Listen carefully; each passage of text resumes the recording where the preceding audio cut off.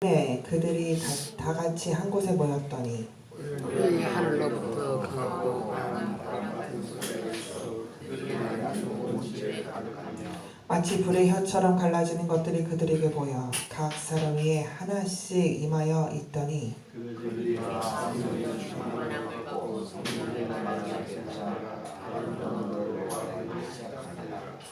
그때에 경건한 유대인들이 천하 각국으로부터 와서 예루살렘에 머물러 있더니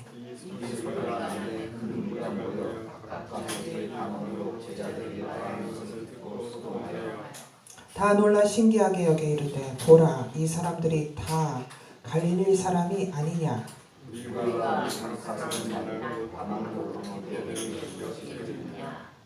우리는 바데인과 메데인과 엘람인과 또 메소보다미아 유대와 갑바도기아 본도와 아시아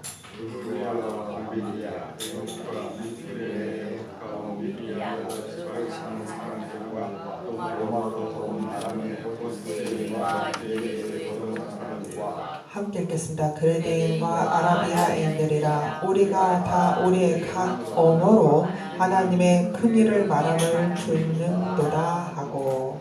아멘. 잠시 기도하겠습니다. 능력과 권능의 하나님 아버지, 오늘 우리가 성령님을 주님께서 보내주심에 감사하며 오늘 이 말씀을 나누고자 합니다.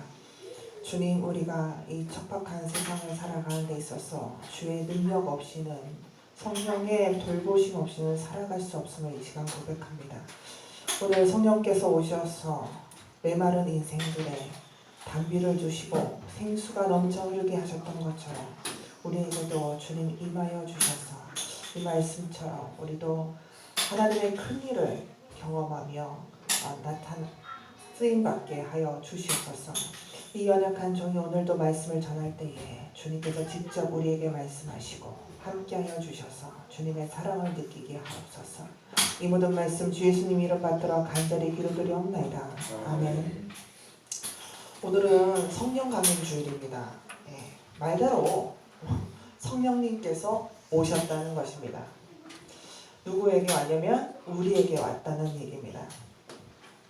사도행전 1장 8절에 성령이 너희에게 임하시면 너희가 권능을 받는다 라고 말씀하셨습니다.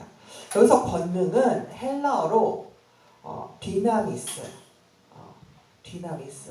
그러니까 영어로 얘기하면 다이너마이트입니다.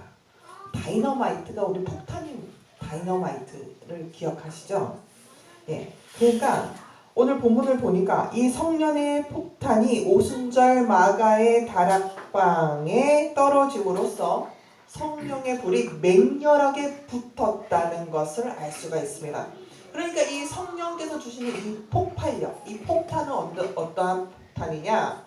생명의 탄이고, 그리고 변화의 탄이고, 사명의 탄이고, 축복의 탄입니다. 오늘 말씀을 보니까 우리도 이런 귀한 폭탄, 성령의 다이나마이트가 우리에게 지금 오셨음을 알 수가 있습니다. 그리고 어떻게 하면 우리에게도 이 성령이 폭발할 수 있는지, 퍼져나갈 수 있는지 우리도 오늘 이 말씀을 가지고 생각해 보시기를 바랍니다. 성령이 우리 안에서 강하게 역사하실 때 우리가 소위 축복받는다라는 것을 경험할 수 있기 때문입니다. 이 시간 우리 모두에게 성령의 다이나마이트가 터지는 귀한 시간이 되시기를 주님의 이름으로 축원합니다. 1절과 2절의 말씀 우리 천천히 한번 같이 읽어보겠습니다. 시작. 오순절 날이 이미 이름에 그들이 다 같이 한 곳에 모였더니 호련히 하늘로부터 급하고 강한 바람 같은 소리가 있어 그들이 앉은 온 집에 가득하며. 아멘. 오늘 말씀을 보니까 주님을 섬기던 제자들과 여인들 그리고 예수님의 동생들이 예루살렘을 떠나지 않고 기도한 것을 볼 수가 있습니다. 그런데 여기서 좀 더 자세히 읽어보면 2절의 맨 앞부분에 보면 홀연히라는 말이 나옵니다. 성령께서 오셨는데 어떻게 오셨다고요? 홀련히 오셨다는 것입니다. 이 홀련이란 단어는 갑자기 예상하지도 못하게, 기대하지도 못하게 성령님이 오셨다는 말씀입니다. 그러니까 이 함께 모여서 기도하던 사람들이 언제 어떻게 정확히 주님께서 약속하신 성령님께서 오실 것이다라고 생각하고 기도했던 게 아니라 그저 기도하는 가운데 성령님께서 오셨다는 것입니다. 우리도 답답해하는 것이 바로 이런 것이 아닐까 싶습니다. 하나님의 때가 언제인지 여러분들 중에 정확히 아시는 분이 한 분이라도 있습니까? 신앙생활을 오래 하고 믿음이 깊고 신앙이 깊다 하더라도 하나님의 때를 정확히 아는 사람은 이 세상에 없습니다. 심지어 예수님도 마지막 때가 언제 올런지 나는 알지 못한다고 하셨습니다. 그러다가 우리가 살면서 그렇다고 하나님의 때가 없는 것이 아니라 하나님의 때는 분명히 우리에게 임합니다. 어떻게? 호련히 예상치도 못하게 갑자기 온다는 것입니다. 아브라함에게 언제 이삭이 잉태될지, 이삭을 가지게 될지 알았다면 아브라함이 굳이 억지로 하나님의 뜻을 끼워 맞춰서 이스마엘을 낳았을까요? 아브라함이 정확히 하나님 때를 알았다면 아닐 겁니다. 아브라함이 바보가 아니고서야 정확히 그 때를 알았더라면 이스마엘을 낳지도 않았을 것입니다. 어쨌든 간에 아브라함이 억지로 끼워 붙여서 자기는 나이가 먹고 사라는 애를 못 낳고 그러니까 어떻게 했습니까? 하갈이란 첩을 얻어서 이스마엘을 낳았습니다. 그랬더니 그 여파가 어떻게 됐습니까? 지금까지도 모든 이슬람과의 갈등, 중동의 전쟁 위험 등이 바로 이스마엘과 이삭의 관계에서 계속 나오고 있는 것이 아닙니까?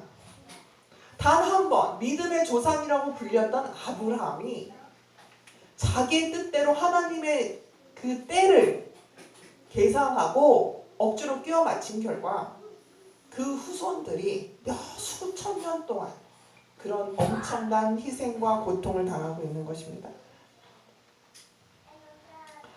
우리에게도 지금 답답하게 생각하면서 하나님의 뜻을 묻고 하나님의 때를 기다릴 때가 분명히 있으실 것입니다. 이 기간을 견디고 하나님의 약속을 믿고 지내기가 참으로 괴롭고 힘듭니다. 그러나 오늘 말씀을 통해 분명히 알 수 있는 것은 제자들의 시간표대로 또 예루살렘에서 기도하면서 기다리는 사람들이 원하는 때에 성령님이 오신 게 아니란 말입니다. 하나님의 시간표대로 하나님의 계획대로 성령님께서 오셨습니다. 그러므로 우리가 저울질해 갈 수 없는 절대적인 사실은 모든 우리에게 일어나는 역사는 모든 일은 하나님의 계획대로 움직인다는 것입니다. 그래서 우리는 호련히 임하는 하나님의 때, 하나님의 역사하심에 하나님의 뜻에 우리는 믿고 견디고 나아가는 그런 뚝심 있는 믿음이 필요하다는 것입니다. 그렇습니다. 하나님의 일하심은 하나님의 때에 호련히 이루어집니다. 그래서 우리가 무작정 기다리는 것이 아니라 성경 말씀을 보고 기도하고 예배를 드리면서 하루하루를 견디고 나갈 때 그 기간이 힘들지 않습니다. 은혜가 높습니다. 그러면 하나님의 최고의 때에 하나님의 역사하심을 믿고 기다린다면 우리는 반드시 하나님의 축복을 받게 될 텐데 이 기다리는 것 외에 하나님의 축복을 받기 위해서 어떻게 했느냐 보면 1절을 보시면 됩니다. 1절에 뭐라고 되어 있습니까? 그들이 다 같이 어디에 모여 있어요? 한 곳에 모여 있었다고 합니다. 다 같이 한 곳에 모여 있었다고 합니다. 한 곳에 모였다는 것은 예배했다는 뜻입니다. 예배는 하나님을 높이고 경배하는 것입니다. 하나님을 높이고 경배하는 그곳에 성령님께서 임하셨습니다. 성령님께서 오셨습니다. 사도행전 2장 33절에도 하나님이 오른손으로 예수를 높이심에 그가 약속하신 성령을 아버지께 받아서 너희 보고 듣는 이것을 부어주셨느니라 했습니다. 그럼 여기서 우리가 귀한 힌트를 받습니다.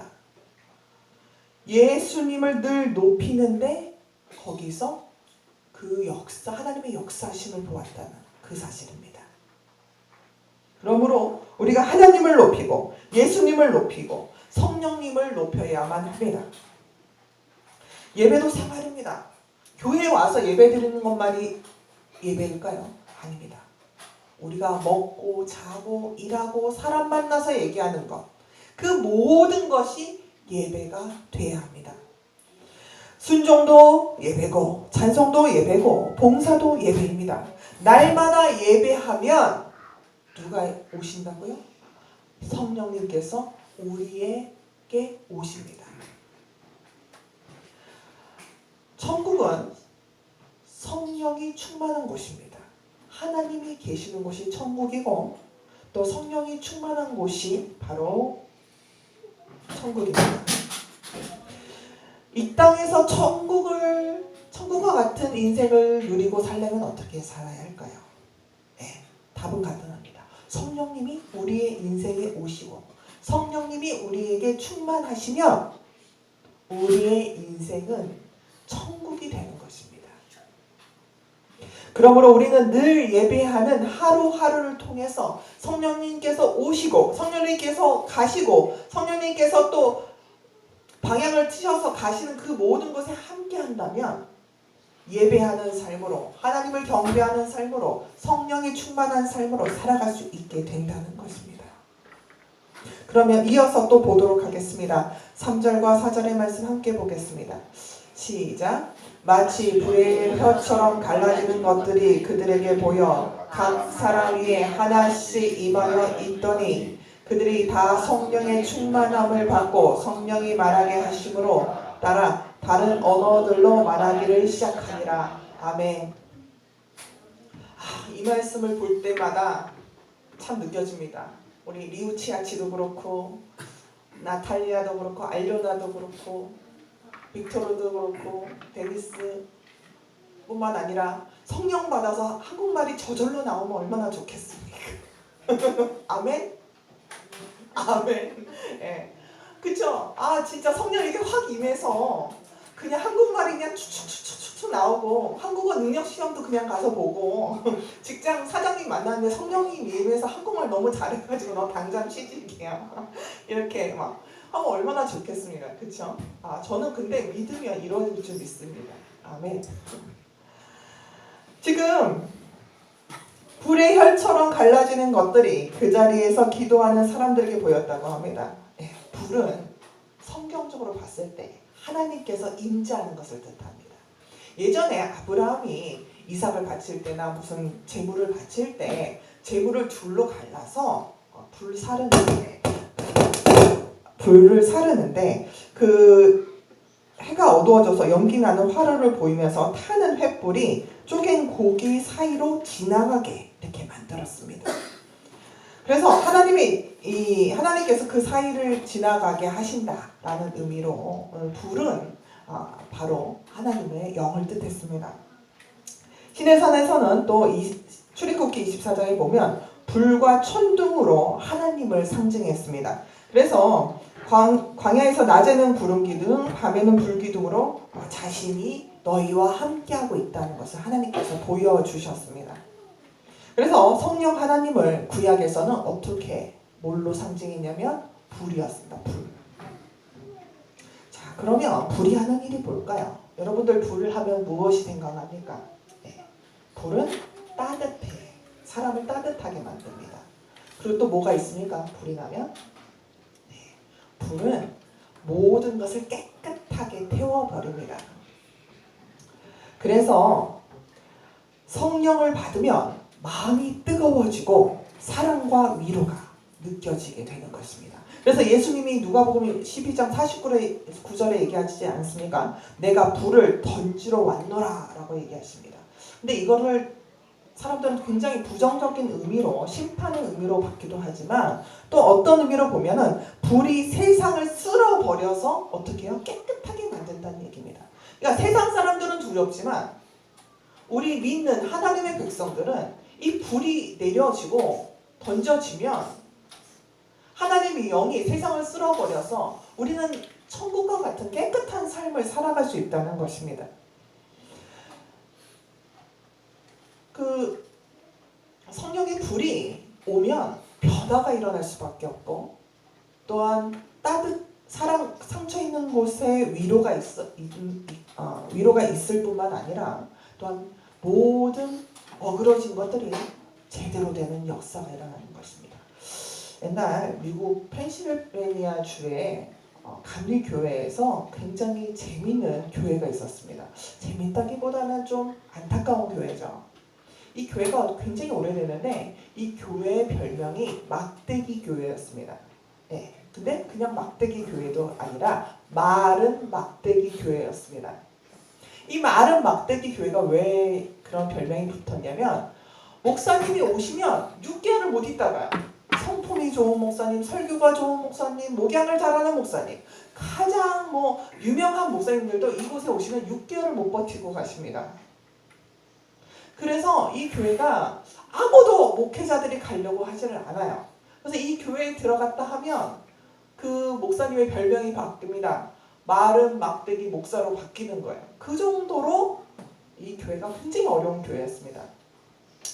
그때에 한 몇 년간 그 교회 자리가 없어서 불러주는 데도 없고 또 교회 자리가 없어서 한 수년간 목회를 못하던 한 목사님이 이 감리사라고 있습니다. 감독이 있는데 가서 이 교회를 이렇게 파송시켜주고 추천해주는 목사님한테 가서 교회 좀 달라고 그랬더니 이 감리사가 그 교회가 하나 있긴 한데 그 교회는 가겠느냐 이러더라고요. 그래서 어느 교회냐고 했더니 마른 막대기 교회라고. 이 목사님이 안 갈 수도 없고 다른 교회는 다 목회자들이 찾고 아무도 불러주지 않고 그러니까 그럼 거기라도 가겠다고. 그래서 이제 그 교회 갔습니다. 근데 그 교회 가게 됐는데 막 마음이 떨리는 거예요.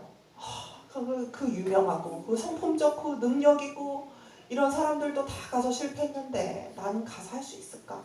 막 가슴이 떨려서 열심히 기도했습니다. 3일을 금식하며 기도했습니다. 그리고 주일날 되어서 설교를 했는데 교인들이요 은혜를 받는 겁니다. 그 뒤부터 목사님이 예배 될 때까지 날마다 기도를 하는 거예요. 예배 전 있을 때마다 열심히 성령님께서 주장하시도록 계속 기도를 했습니다. 하나님 도와달라고. 나 여기 아니면 갈 데가 없다고. 살 길을 달라고. 하나님 도와달라고. 계속 기도했습니다. 그러자 이 교회가 점점 소문이 났는데 이 추천해준 감리사가 너무 궁금하잖아요. 이제 6개월은 다 돼갔는데 이 목사가 또 쫓겨나지 않을까 걱정하는 중에 밤에 집회에 한번 가게 됐습니다. 밖에서 막 소리가 들려요. 이 목사가 이제 쫓겨나나 보다. 이제 교인들이 막 싸우나 보다. 끌어서 내리나? 막 걱정돼서 들어갔더니 세상에 그 교회가 밤 집회에 사람들이 가득 차서 통곡 기도를 하며 성령 받아서 막 뒤집어지는 역사가 그 안에서 막 일어나는 것을 보게 된 것입니다. 그래서 이 감리교 그 감리사가 이 마른 막대기 목사님한테 물었습니다. 이게 도대체 어떻게 된 거냐고. 그랬더니 이렇게 얘기합니다. 마른 막대기에 성령의 불이 붙으니 더 활활 타오릅니다. 그렇습니다. 우리의 마른 인생에, 우리의 척박한 인생에 유일하게 우리를 행복하게 해주고 사는 것 같이 해주고 꿈이 있게 해주는 것은 돈도 아니요, 성공도 아니요, 학벌도 아니에요. 성령님께서 우리에게 오시는 것입니다.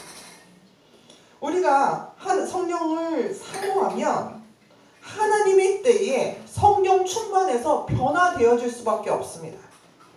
내가 원하는 방식대로 살아간다 한들 성령님께서 나를 인도해 주지 않으시고 내게 오지 않으시고 나를 충만케 해주시지 않는다면 우리는 아무것도 할 수가 없는 것입니다.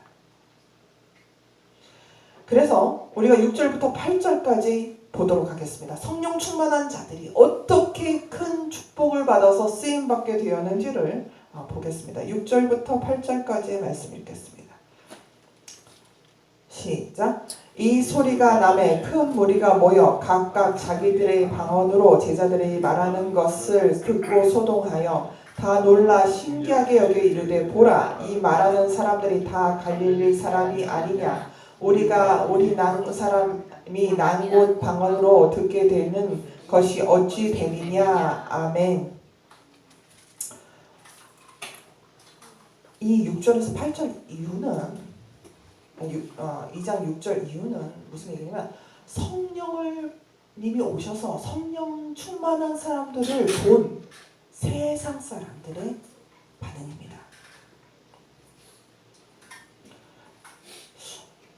예루살렘에서 유대교 사람들이 보니까 이 사람들은 분명히 갈릴리 시골 무식한 사람들인데 어떻게 전 세계 언어, 우리가 온 그 지역의 언어들을 한 사람씩 말하면서 기도를 할 수 있을까? 너무 궁금한 겁니다. 그리고 그 말하는 내용들이 하나님의 큰 일에 대해서, 하나님에 대해서 이야기하는 것을 보고 더 놀랍니다. 6절에 보니까 큰 소리가 나며 큰 무리가 모여 듣고 소동하여, 그러니까 사람들이 굉장히 놀랐다고는 의미가 담겨 있습니다. 근데 그냥 웬만큼 놀란 게 아닙니다. 7절에 보면 놀라기 여겨라는 말입니다. 여기서 놀라라는 말은 엑시스탄토라는 헬라어인데 정신이 나가다, 미치다라는 뜻입니다. 그러니까 너무 놀란 겁니다. 헉! 이 정도로 막 혼이 빠져나갈 정도로 너무 놀란 겁니다. 그리고 여기서 기여겨라는 말은 헬라어로 다우마조라는 뜻인데 시간이 흐를수록 점점 그 놀라움이 커진 상태를 말하는 것입니다. 그러니까 어떻게 아무것도 몰랐던 사람들조차, 예수 그리스도의 이름을 들어보지 못했던 사람들조차 이것을 보고 놀랐다라는 것입니다. 어떻게 이런 일이 일어날 수 있을까요? 답은 간단합니다. 성령님께서 그들에게 오셔서 그리고 그 모임을 이끄셨기 때문입니다. 그래서 마가의 다락방에서 성령을 받은 사람들이 방언을 하는 것을 보고 많은 사람들이 하나님께서 살아계신과 또 하나님께서 우리에게 은혜를 주신 것을 깨달아 알게 되었다는 것입니다. 그러면 하나님께서 우리에게 주시는 그 성령님을 주시는 가장 큰 이유는 무엇일까요? 11절입니다.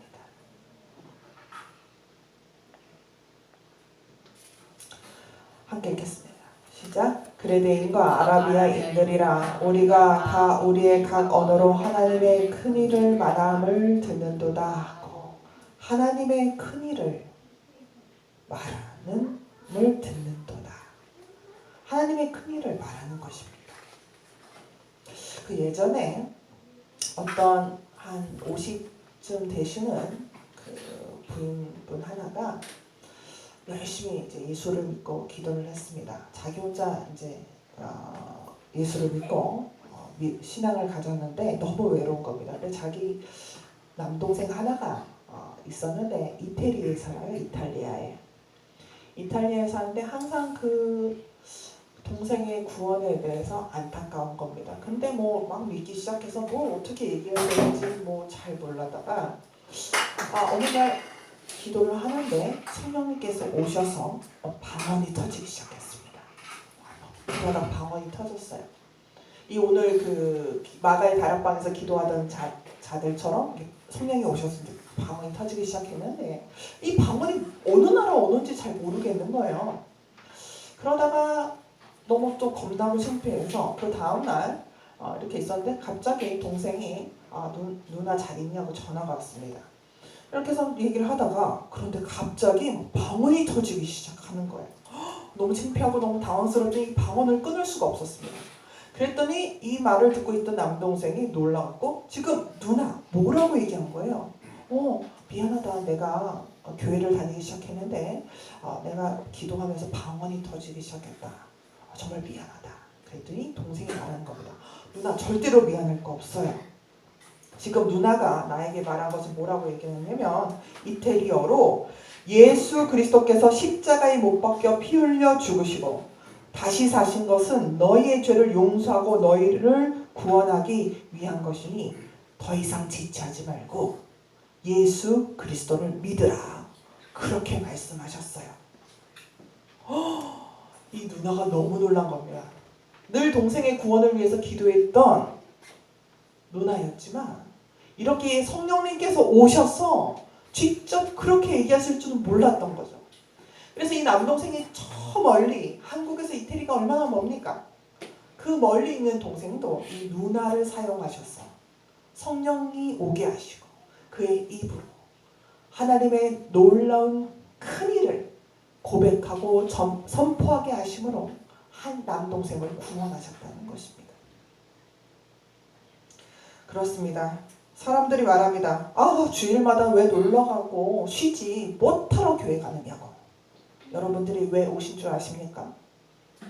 하나님의 큰 일을 보려고 주일마다 나오는 것입니다.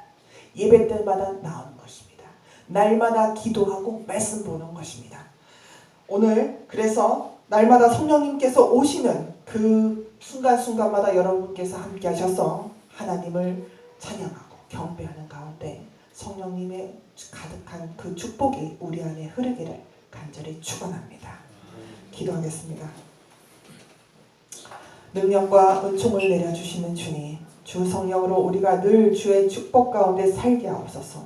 성령님께서 임하시는 때마다 우리가 있게 하여 주시고 성령님께서 이 역사하시는 곳곳마다 우리가 쓰임받게 하옵소서. 성령